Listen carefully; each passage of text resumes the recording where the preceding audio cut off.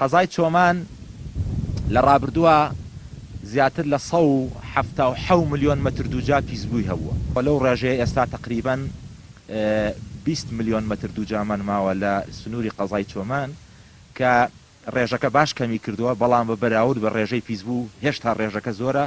بە ئامادەبوونی سەرۆکی دەستگای گشتی کاروباریمین لە چێڵگەمینی میوەبان لە ئەبناری هەڵگۆرد لە قەزای چۆمان، بەڵگەنامەی پاکسازی زەوی پاکراوە لە مین و پاشماوەی تەقەمەنی جەنجی بە شێوەیەکی فەرمی ڕادەستی خاوەنەکانیان کرانەوە. کۆی گشتی ڕووبەری ئەم چێڵگەیەکەوە بە مین پیسبوو بوو پێکاتە بوو لە 653,388 مەتر دووجا و 1246 مین و تەقەمەنی لێ هەڵگیرایەوە و بە تەواوەتی لە مین پاک کرایەوە.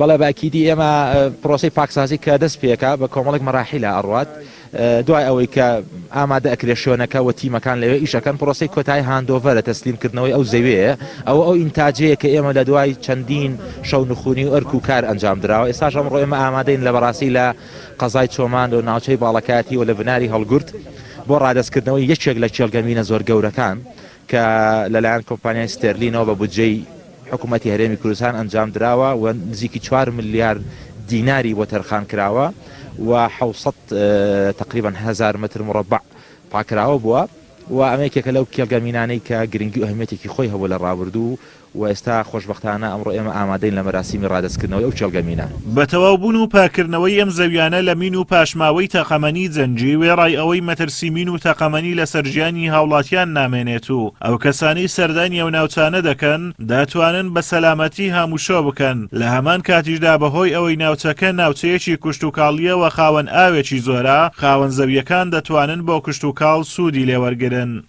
خۆشبەختانە ئێستا لە کاتی خاوێنکردنەوەی ئەو چێڵگەمینانە چونکە منتیقەی زراحی و بەراوە خەڵکەکی زۆر هەم خەڵکی ناوچەوە هەم خەڵکی دوور لە ناوچەش کە دێن زراعەت و بەرهەمنیان دەستەکەوی بەڕاستی بەرهەمی چاکی ئێستا بەدەستەوێ، بەڵام ئەبینی 30 ساڵ کە مڵکەک ڕابوەستیەوە خەسارەتێکی زۆر بووە، بەڵام ئێستا بەرەو قازانجی زۆر ئەڕۆین.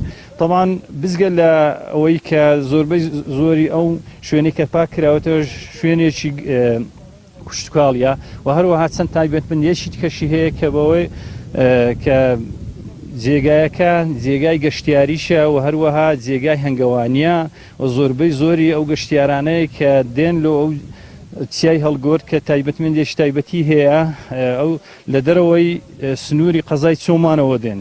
دەڤەری باڵەکاتی بەهۆی شەڕی چەند ساڵەی نێوان عێراق و ئێران لە چەندەیەی ڕابردوو سەرڕای ئەوەی هاوڵاتیانی تووشی نەهامەتی و ماڵوێرانی بوون، خاکێکی زۆری بەمین و تەقەمەنی پیس بوو، بەو هۆیشەوە چەندان هاوڵاتی بوونە قوربانی.